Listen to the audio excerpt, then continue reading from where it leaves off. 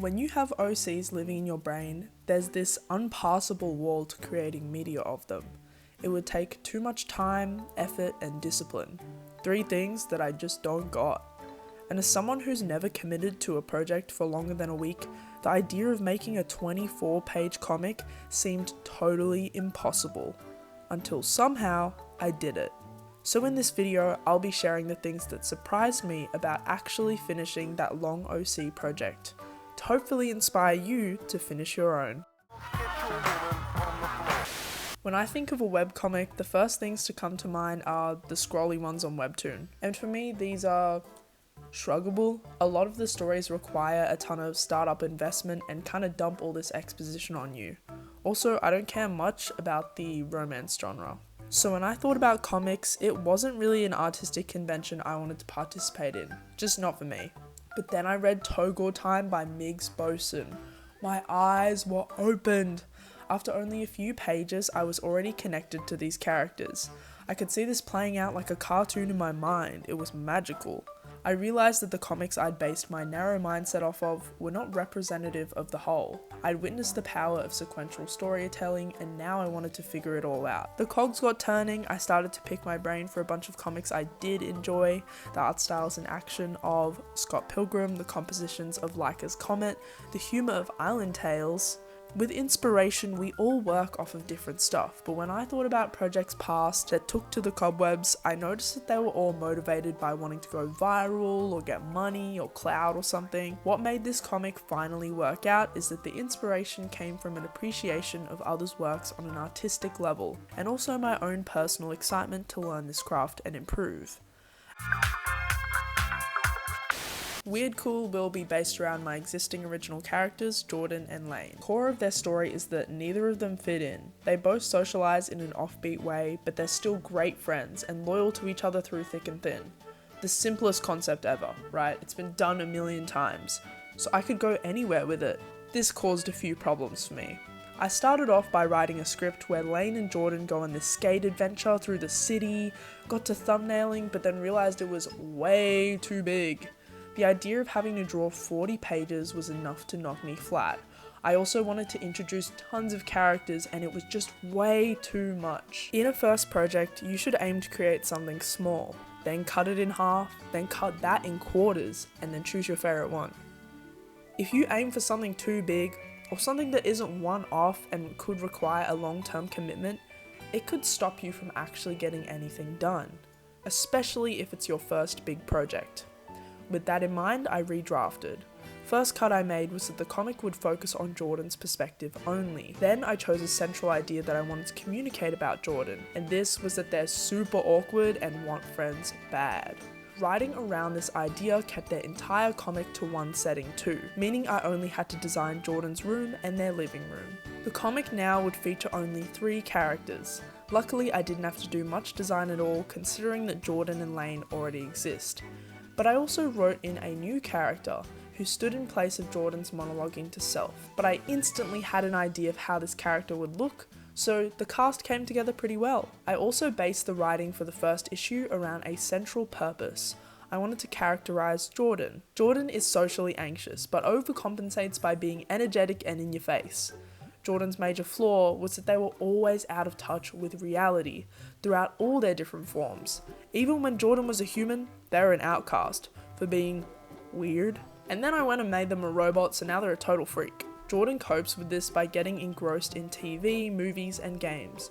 I tried to show this in the comic with the first scene featuring Jordan playing Wii basketball, and then they mention anime throughout it. I guess this also adds a lot of relatability to the character because let's be real, most of the people that are going to be reading this, most of the people watching this video probably can relate to this on some level. When Jordan wants to befriend Lane, instead of just striking up a conversation and learning about them, they decide to conduct research and assume and calculate how they can present themselves to Lane to generate the most appeal.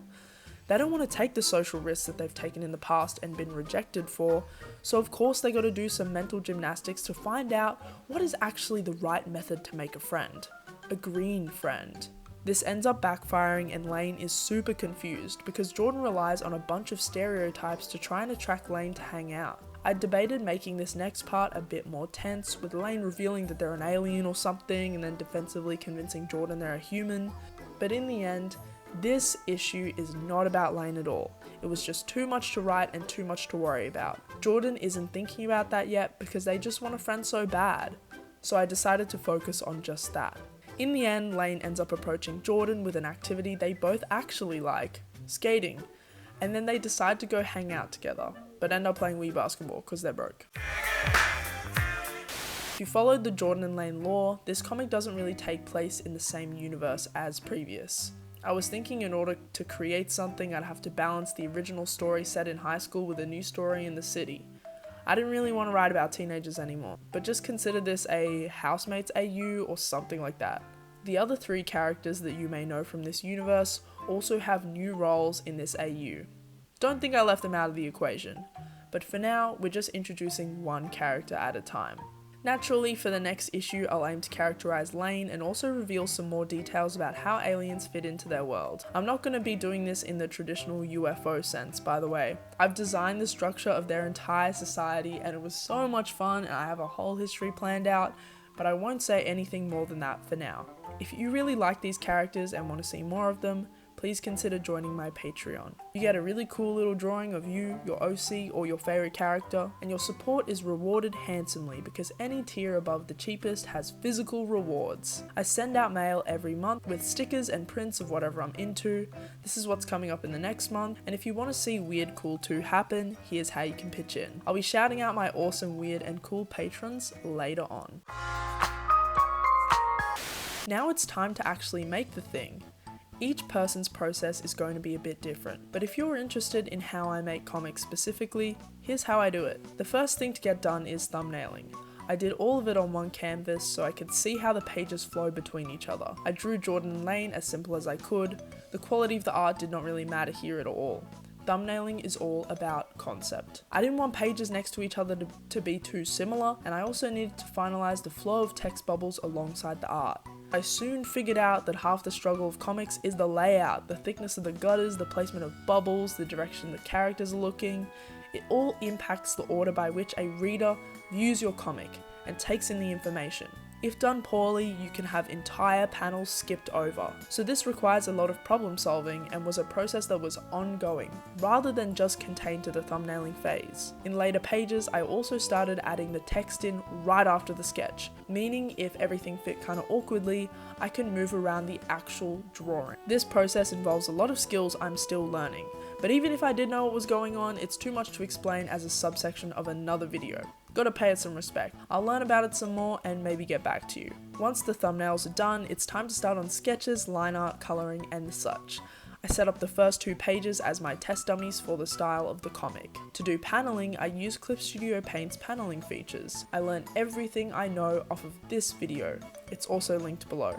The panels feature makes each panel its own canvas, masking everything in so it stays nice and neat. For sketching and line art, I used a wobbly brush I found on the Clip Studio Paint assets site. I tried to keep everything as readable as possible, keep all limbs separate and expressive. If there is one thing this comic taught me, it's how to draw a killer background. I committed to adding them wherever possible, like all my greats are done. I wanted to challenge myself.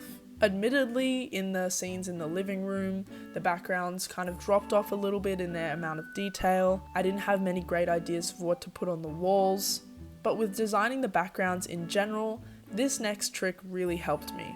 Animal Crossing Happy Home Paradise kind of helped me understand where items were and how the layout works. When it comes to backgrounds, try and keep everything based on a model, rather than relying on guesswork. And of course, you can use any other game or software to create a model background for your comic. And then it was time to do color, and I reached a crossroads. I could either do full color or I could do limited. The choice for me was pretty simple. I like the colors blue and green a lot, involving other colors minimally, so I chose a limited palette. If you're making a project in a certain format for the first time, it can pay off to choose the slightly simpler option in your art direction. This made coloring a lot easier as I could just focus on values. The polishing stage is the last bit of the process, and it means adding fancy text, this little white border around the panel, effects and speed lines. Jordan has a little graphic on their shirt, so I made sure to stretch that in there too. That's how I make a page.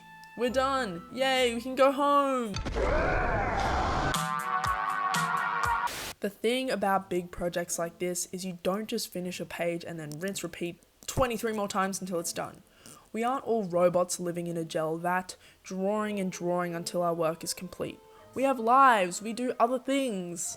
I mean, I do. The actual drawing part of a project is probably 30% of the struggle. The stuff I'm drawing is not that bombastic. Most of the hard bit is staying consistent and being disciplined in your art practice. After the initial excitement of page 1 and 2, I almost just quit entirely. I mean, why keep going? I got the visual style down, I can just imagine what the rest of the comic will look like.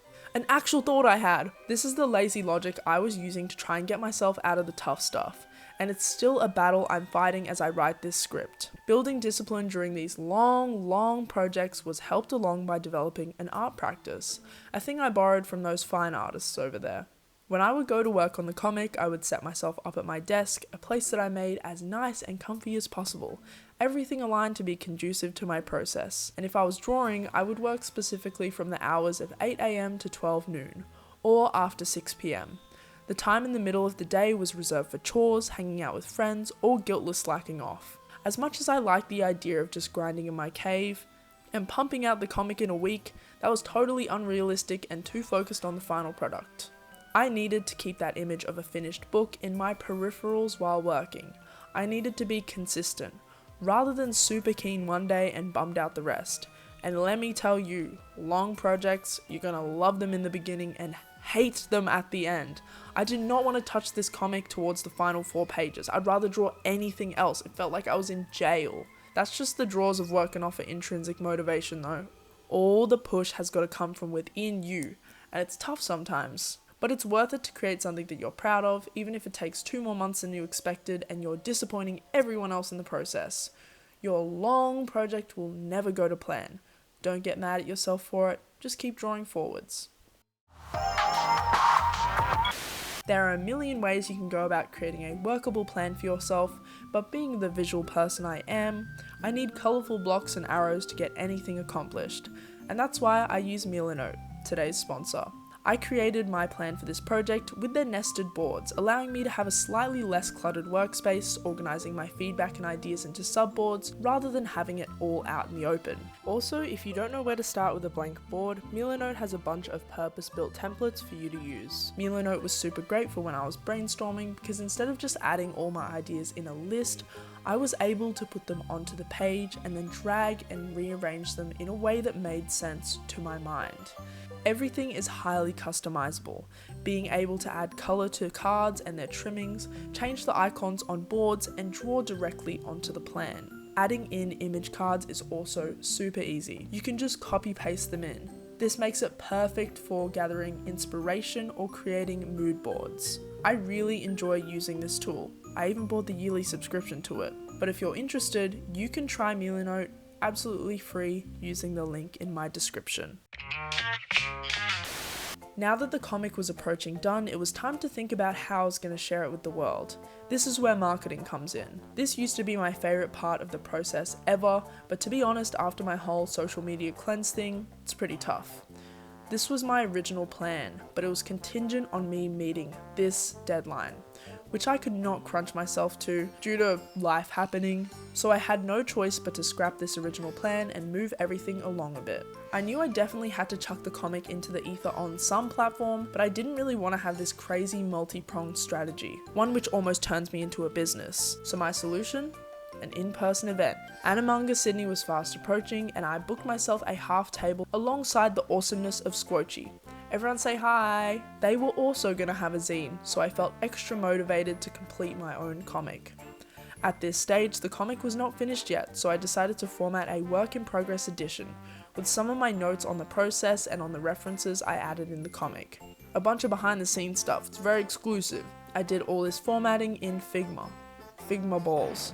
Dude, printing this was a nightmare. I chucked an all-nighter, I ran into issue after issue. My printer shut the bed, so I had to print it with black and white first and then color separately. And after I made 40 of these bad boys, I discovered what the problem was with my printer, and I could have just printed them so much easier and not have to faff around with the alignment all night and slam 5 Red Bulls. I was happy with how they turned out, and it felt good to hold that physical edition in my hand, even if they had a few little glitches. I took the booklets to the convention, set up my little display, priced them at $15 but $10 with any other purchase, added some obnoxious signage, and did it sell? At first, no. But then at the end of every transaction, I started plugging it. Hey guys, if you look upstairs, there's this comic I made and it's not done but I love it a lot, and it would sell. So my advice here, whether you're at an in-person event or trying to market your project online, don't be afraid to be a bit pushy. You're competing with a lot of other cool things, and trust me, you aren't annoying anyone by reminding people that your effort's devotion exists. So once I broke that mental barrier of, oh, I don't mean to bother you, but you might like to, possibly take a look, to, I made this thing, it's cool, you look like you'd like it, you're already buying a Lane or Jordan sticker, then the comics flew off the shelves. Even when I did a desperate reprint before the second day, I didn't have a single copy left by the end of the convention. And how did the Instagram posting go? Okay, I didn't make the most viral, most magnum opus thing in the world, but Weird Cool 1 now exists. I feel really proud of myself for making a big thing like this happen. Even though it took 3 times longer than I expected, even though the algorithm hated it, I did the thing and I followed my heart. The satisfaction of completing a personal project is like nothing else, and you can read Weird Cool over on my Instagram. I'm trying to make a website for it too, maybe it'll reach other platforms the day I pull my finger out, but I'm getting reacclimatized to the internet. Give me some time. I hope that you got some valuable insight from seeing me struggle along in this project. One last thank you to Milanote for sponsoring this video, and to my fantastic, weird and cool patrons whose icons are floating behind me right now. If you want to know more about Jordan and Lane, go watch this. Okay, bye!